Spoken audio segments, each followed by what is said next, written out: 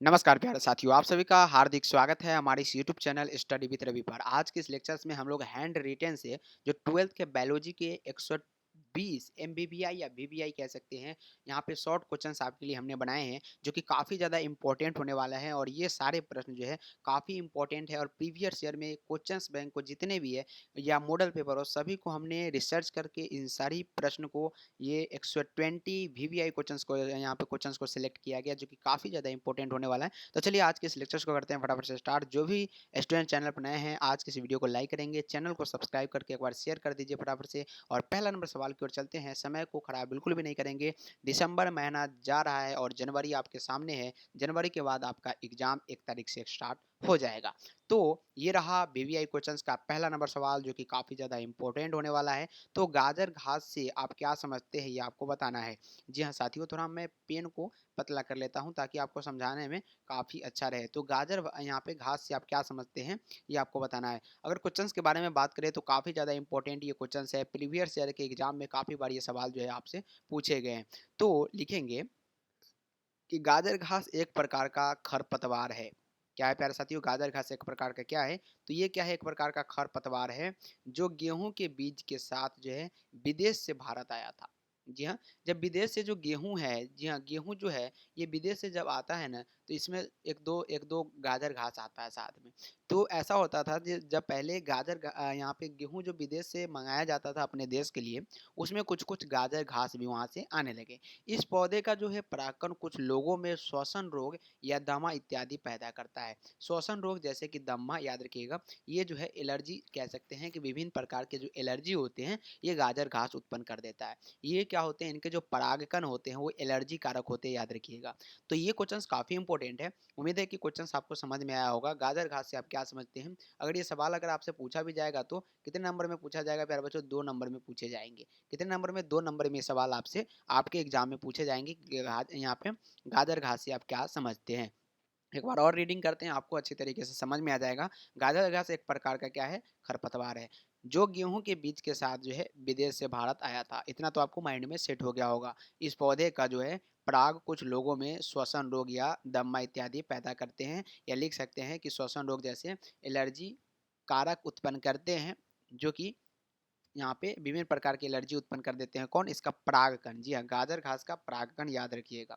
तो फटाफट से इसका स्क्रीनशॉट ले लीजिए। जो भी स्टूडेंट लिख रहे हैं अपने कॉपी में तो इसको फटाफट से नोट कर लेंगे या स्क्रीनशॉट ले लेंगे। हम लोग आगे की ओर बढ़ेंगे। फटाफट से एक बार आप लोग कंफर्म कीजिए कि आप लोग इसको नोट कर लिए या नहीं। एक बार कंफर्म करने का प्रयास करें और चलते हैं हम लोग दूसरा नंबर सवाल की ओर। दूसरा नंबर सवाल क्या है आपसे पूछा जा रहा है, थोड़ा यहाँ पे काफ़ी इंपॉर्टेंट ये क्वेश्चन है। क्या है कि ऊर्जा प्रवाह के 2 नियम को लिखे। ऊर्जा प्रवाह के 2 नियम को लिखना है। जैसा कि आपको पता है कि ऊर्जा प्रवाह के 2 नियम कौन कौन से होते हैं। ये 2 नियम जो है निम्नलिखित है। पहला है कि उष्मागतिकी। उष्मागतिकी जो है ऊर्जा प्रवाह के ही नियम है। तो उष्मागतिकी के प्रथम नियम के अनुसार जो होता है वो क्या होता है, सौर ऊर्जा भोजन ऊर्जा तथा उष्मा ऊर्जा के रूप में परिवर्तित हो जाता है। सौर ऊर्जा क्या होता है, भोजन ऊर्जा, और तथा उष्मा ऊर्जा के रूप में क्या हो जाता है, परिवर्तित हो जाता है। दूसरा है कि द्वितीय नियमानुसार कहता है कि ऊर्जा का स्वतः स्थानांतरण तब तक नहीं होता जब तक कि ऊर्जा का पतन या क्षय किसी ऊर्जा के केंद्र से विघटित न हो। तो ये था इसका दूसरा नंबर पॉइंट और ये था इसका पहला नंबर पॉइंट। ये भी काफ़ी इंपॉर्टेंट है और ये भी क्वेश्चंस आपके लिए हाईलाइट होने वाला है। उम्मीद है कि क्वेश्चंस आपको पूरी तरीके से समझ में आ गया होगा। तीसरा नंबर सवाल क्या है, ध्यान देंगे। ग्लोबल वार्मिंग क्या है? जी हाँ, ग्लोबल वार्मिंग आपसे पूछा जा रहा है कि क्या है। ध्यान से इस क्वेश्चन को देखने का प्रयास करें, काफी इंपॉर्टेंट क्वेश्चन है। तो ग्लोबल वार्मिंग के बारे में अगर आपसे क्वेश्चन पूछा जाए तो क्या लिखेंगे कि CO2 यानी कार्बन डाइऑक्साइड का 60% कॉमा, मीथेन 20% और क्लोरोफ्लोरोकार्बन जिसको हम लोग कहते हैं CFL, क्या बोलते हैं इसको, CFL क्लोरोफ्लोरोकार्बन 14%, नाइट्रस ऑक्साइड जो है 6%, गैसों की मात्रा बढ़ने से वायुमंडल एवं पृथ्वी का तापमान बढ़ता जा रहा है। इसके चलते विचित्र जलवायु परिवर्तन जैसे एलिनीनो प्रभाव होते हैं। पृथ्वी के तापमान में होने वाली वृद्धि को जब विश्व स्तर पर विचार किया जाता है तो इसे ग्लोबल वार्मिंग कहा जाता है। ग्लोबल वार्मिंग क्या हो रहे हैं कि विभिन्न प्रकार के यहाँ पे जो गैसें हैं, carbon dioxide, methane, chlorofluorocarbon, nitrous oxide जैसे जो गैसें हैं, इसकी एक सीमित मात्रा होती है, जैसे कि 60%, 14 या 6%। अगर इससे ज़्यादा हो जाए, इससे जो है इंक्रीज करने लग जाए, इससे इंक्रीज अगर करने लग जाए प्यारे बच्चों, तो क्या होता है, ये विश्व लेवल पर जब इसके बारे में चर्चा किया जाता है कि ये क्यों बढ़ रहा है, तो इसको हम लोग कहते हैं ग्लोबल वार्मिंग। क्या हो गया? ग्लोबल वार्मिंग हो गया, यानी वायुमंडल एवं पृथ्वी का तापमान क्या हो जाता है, इसके चलते बढ़ जाता है, और ये विश्व में ग्लोबल वार्मिंग के नाम से जाना जाता है। सिंपल से भाषा में आप लोग समझने का प्रयास करिएगा। उम्मीद है कि आप लोग इसको 2 नंबर में 4 लाइन तो आप हमेशा लिख सकते हैं अपने कॉपी में, याद रखिएगा। चलते हैं अगला चौथा नंबर सवाल की ओर, जो कि काफ़ी वीवीआई है और नोट भी वीवीआई का लगा हुआ है, आप लोग देख सकते हैं। ये सारे क्वेश्चंस आपके क्वेश्चंस बैंक से बनाए गए और छांट के सभी क्वेश्चंस को बनाया गया, जो कि काफ़ी ज़्यादा इंपॉर्टेंट साबित होता है। सवाल क्या पूछा जा रहा है कि अम्ल वर्षा क्या है, इसका पौधे पर क्या प्रभाव पड़ता है। सबसे पहले अम्ल वर्षा में क्या होता है, एसिड होता है प्यारे बच्चों। अम्ल वर्षा में क्या होते हैं, एसिड होते हैं। तो ये जो है पेड़ पौधे पर इसका क्या प्रभाव पड़ेगा, ये आपसे पूछा जा रहा है। सबसे पहले तो आपको बताना है कि अम्लीय वर्षा क्या होता है, इसके बारे में सबसे पहले है, और दूसरा है कि इसका पौधे पर क्या प्रभाव पड़ता है। तो सबसे पहले हम लिखेंगे अम्ल वर्षा के बारे में। तो अम्ल वर्षा उन अनेक तरीकों को कहा जाता है जिससे वायुमंडल से अम्ल धरती पर जमा होता है, या वायुमंडल से अम्ल जो है धरती पर गिरता है, और अम्ल का जमाव आंध्र या सूक्ष्म हो जाता है। अम्ल का यहाँ पे एसिड का जो है जमाव क्या हो जाता है, आंध्र एवं सूक्ष्म हो जाता है। पौधे पर प्रभाव आपको लिखना है, तो पहला नंबर में है कि पौधे की पत्तियों, फूलों तथा फलों की नुकसान पहुंचाता है। अम्ल क्या करता है, पौधे की पत्ती जो होते हैं, फूल जो होते हैं और फल जो होते हैं, उनको नुकसान पहुंचाने का कार्य करता है। और दूसरा है अम्ल वर्षा कुल उत्पादन को कम करता है। कुल उत्पादन को कम करेगा ही, अगर इस पर हानि पहुंचा रही है तो सिंपल सी बात है कि दूसरा नंबर पॉइंट में हम लिख सकते हैं कि अम्ल वर्षा जितने भी उत्पादन हो रही है उस पर जो है कमी ला देता है, क्योंकि वो पत्ती को ही नष्ट कर देता है, फूल को ही नष्ट और फल को तो नष्ट करता ही है। तो ये आपके माइंड पर डिपेंड करता है कि आप इसको एक ही लाइन में लिख देंगे या पॉइंट बना के लिखेंगे। पॉइंट अगर बनाते हैं तो एग्जामिनर को ऐसा लगता है कि हाँ कुछ तो टैलेंट इनमें है। अगर नहीं लिखते, सीधा अगर एक लाइन पकड़े और 4 लाइन तक लिखते हुए आ गए, तो ऐसा लगेगा कि ये रट्टूत होता है और रट के जवाब दिया है। तो अपने माइंड का खेल है, अपने माइंड से लिखने का प्रयास करें सभी क्वेश्चंस को। ऐसा लिखें कि अच्छा भी लगे, साथ साथ राइटिंग भी फ्रेश होनी चाहिए, और टू द पॉइंट लिखने का प्रयास करें, तभी आपको अच्छे से अच्छे मार्क्स आपके एग्जाम में दिए जाएंगे। चलिए डीएनए और आरएनए के बीच के 2 प्रमुख अंतर आपको बताना है। सबसे पहले डीएनए का फुल फॉर्म जान लीजिए। डीएनए का फुल फॉर्म होता है डीऑक्सी राइबो न्यूक्लिक एसिड, और आरएनए का राइबो न्यूक्लिक एसिड। ये कन्फर्म है, deoxy ribo nucleic acid and ribo nucleic acid, याद रखिएगा। तो ये इसका फुल फॉर्म हो गया। अब इनमें डिफरेंट बताना है कि दोनों में अंतर क्या है, ये आपको बताना है। चलिए बताते हैं। डीएनए और आरएनए में 2 प्रमुख अंतर है। कौन कौन सा है? सबसे पहले एक तरफ डीएनए लिखेंगे, इधर हमने डीएनए लिख लिया, और इधर हमने क्या लिख लिया, आरएनए, ठीक है। और बीच में एक लाइन दे देते हैं, कुछ डिजाइन भी दे सकते हैं या सिंपल लाइन भी आप दे सकते हैं। पहला नंबर पॉइंट देंगे और सबसे पहले डीएनए के एक पॉइंट लिखेंगे। तो चलिए डीएनए के कुछ एक पॉइंट लिख लेते हैं। इसमें थाइमीन, जिसको हम लोग टी से नोट करते हैं, एडेनिन जिसको एड से नोट करते हैं, और साइटोसिन जिसको हम लोग सी कहते हैं, ग्वानिन जिसको जी से नोटेड करते हैं, नामक नाइट्रोजन क्षार पाए जाते हैं। ये इसका सबसे पहला पॉइंट होना ही चाहिए आपके भी हिसाब से और हमारे हिसाब से, साथ साथ बुक के हिसाब से भी यही पॉइंट होनी चाहिए कि इसमें थाइमीन, एडेनिन, साइटोसिन, ग्वानिन नामक नाइट्रोजन क्षार पाए जाते हैं। तो ये काफ़ी इंपॉर्टेंट होता है। लेकिन क्या ऐसे स्टूडेंट होते हैं जो कि आते हैं और पहला नंबर में ही लिख देते हैं कि डीएनए डबल कुंडली संरचना होता है। ये तो सब जानता है, लगभग लगभग स्टूडेंट के पास जब भी बायोलॉजी लेते हैं तो उनमें जो है एक अ, खौफ पैदा किया जाता है, और उसी समय ये बता दिया जाता है कि डीएनए डबल न्यूक्लिक एसिड होते हैं, यानी डबल हेलिकल होते हैं, और आरएनए जो होते हैं सिंगल हेलिकल होते हैं। लेकिन इसमें अगर हम लिखेंगे तो पहला नंबर पॉइंट में अगर ये देते हैं कि इसमें thymine, adenine, cytosine and guanine नामक नाइट्रोजन क्षार पाए जाते हैं, तो आपके लिए काफ़ी अच्छे रहेंगे, और एक ही लाइन से आपको 2 नंबर दिए जा सकते हैं, इतना भी अगर आप अच्छे से लिखते हैं तो। चलिए एक तरफ तो एक पॉइंट में हमने ये लिख लिया, और दूसरा नंबर पॉइंट में इधर भी एक नंबर पॉइंट देंगे आरएनए में, राइबोन्यूक्लिक एसिड में, और इसमें लिखेंगे कि इसमें ग्वानिन जिसको जी बोलते हैं, एडेनिन ए बोलते हैं, साइटोसिन जिसको सी, और यूरेसिल। तो डिफरेंट कहाँ हुआ, यहाँ भी थाइमीन पाए जाते हैं लेकिन यहाँ थाइमीन नहीं पाए जाते। ग्वानिन तो दोनों में पाया जा रहा है, देखिए ये ग्वानिन रहा और यहाँ भी ग्वानिन है, एडेनिन यहाँ भी है, एडेनिन यहाँ भी है, साइटोसिन यहाँ भी है, यहाँ भी साइटोसिन है, यहाँ पे देखिए साइटोसिन यहाँ भी है, तथा यूरेसिल, यहाँ यूरेसिल नहीं है और यहाँ क्या नहीं है, थायमीन नहीं है।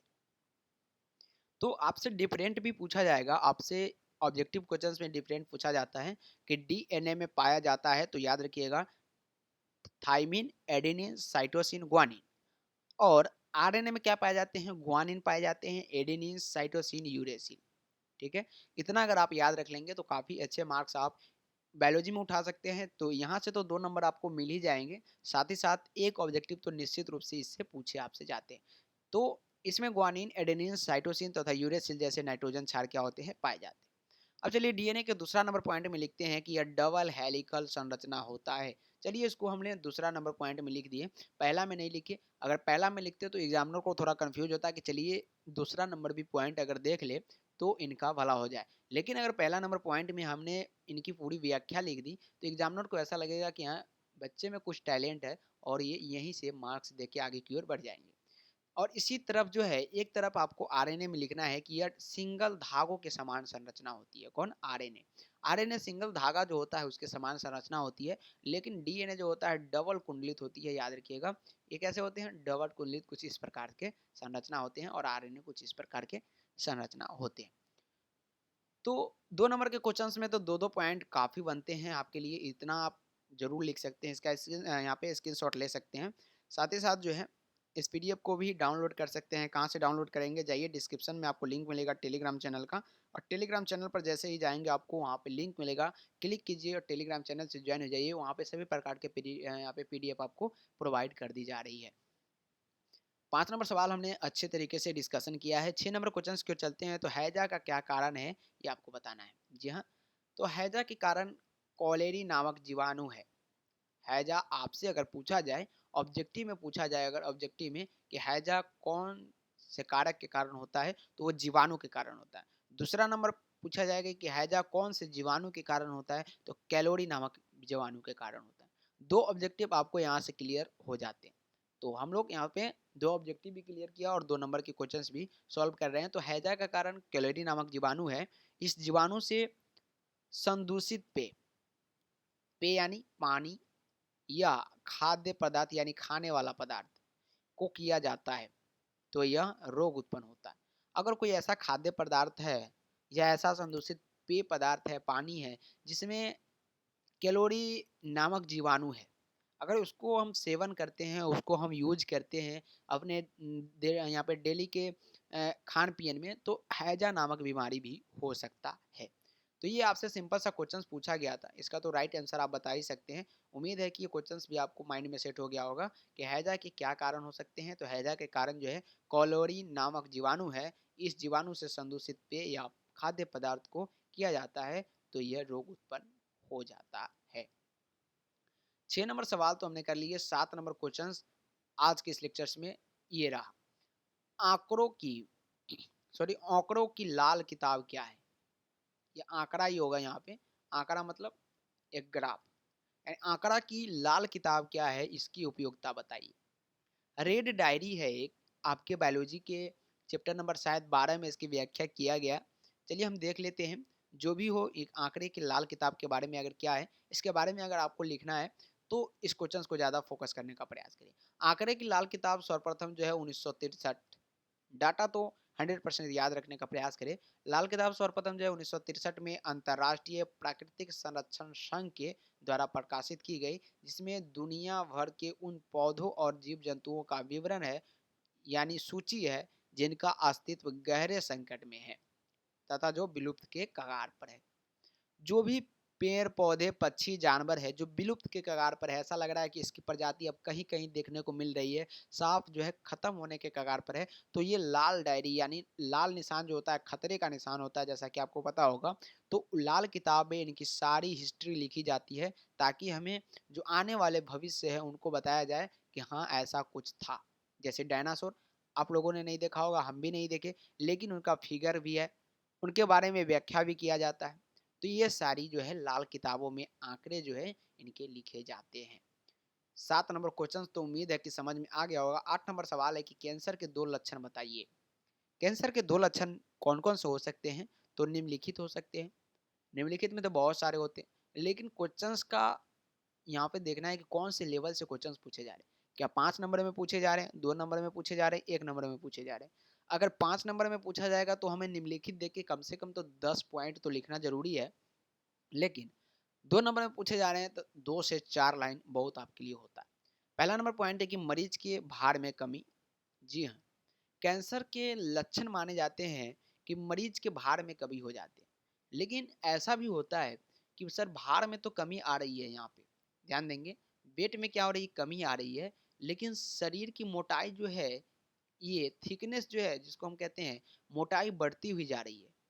हाँ, तो ऐसा ही होता है। कैंसर में कोई भी मरीज का जो है मोटाई कम नहीं होता, वो उनका जो मोटापा होता है वो बढ़ते हुए चला जाता है, क्योंकि मांस में जो होती है ऑन्कोजिन्स नामक जो वायरस होती है उसको ये क्या करती है, फैलाने का कार्य करती है, उनमें वजन नहीं रह जाता, खोखली बना देती है।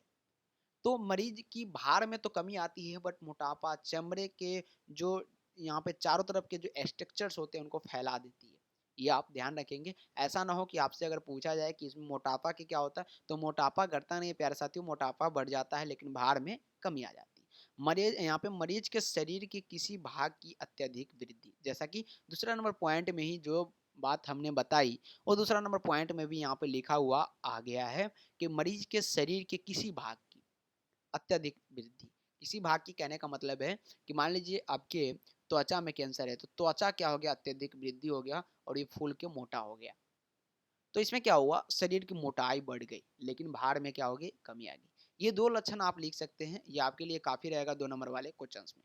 9 नंबर सवाल जो कि काफी इंपॉर्टेंट एनबीबीआई है, ये नंबर अब बंद हो चुका है, इस पर आप लोग कॉल ना करें और 9 नंबर सवाल पर फोकस करें। अंड जनन से आप क्या समझते हैं, ये आपको बताना है। तो अंड जनन के डिम्ब कोशिका का अगुणित अंड कोशिका में परिवर्तन को अंड जनन कहा जाता है। अंड जनन यानी अंडाशय के डिम्ब कोशिका आपको पता ही होगा, कुछ इस प्रकार के जो है डिम्ब कोशिका होती है, कुछ इस प्रकार के डिम्ब कोशिका होती है, याद रखिएगा।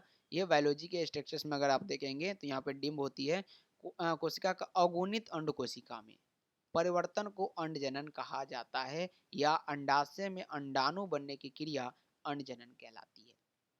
हेल्पलाइन नंबर में आप लोग टेलीग्राम चैनल को ज्वाइन कर लीजिएगा, सभी प्रकार के डिस्कशन जो है वहीं पे किया जाएगा और साथ ही साथ जो है पीडीएफ भी प्रोवाइड आपको वहीं पे करा दिया जाएगा। इस पीडीएफ का भी लिंक जो है डिस्क्रिप्शन में दिया गया है, फटाफट से जाइए ज्वाइन हो जाइए।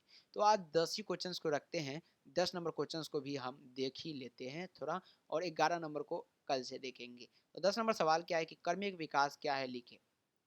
बीबीआई क्वेश्चंस है, ये भी क्वेश्चंस काफ़ी इंपॉर्टेंट है और सभी क्वेश्चंस को अपने हैंड रिटेन में हमने तैयार किया है, जो कि 120 क्वेश्चन है और लगातार जो है 12 लेक्चर्स में इसको ख़त्म कर देंगे और एग्जाम आते आते आपको पूरी तरीके से क्वेश्चंस मिल जाएगा और आपको याद भी हो जाएगा। तो कर्मिक विकास क्या है, लिखना है इसके बारे में। कर्मिक विकास किसी आबादी या जनसंख्या के जीन पूल में वह सूक्ष्म परिवर्तन है जो एक पीढ़ी से दूसरी पीढ़ी तक पहुंचकर एक नई जनसंख्या उत्पन्न करता है, जो पूर्ववर्ती आबादी के आनुवांशिक रूप से भिन्न होता है। उदाहरण के लिए घोड़े का क्रम विकास।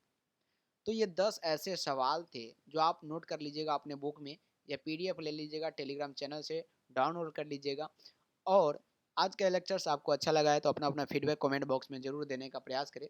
मिलते हैं फिर से अगले क्लास में, तब तक के लिए वीडियो को लाइक करें, चैनल को सब्सक्राइब करें और शेयर करने का भी प्रयास करें। तब तक के लिए bye bye and take care. जय हिंद एंड जय भारत।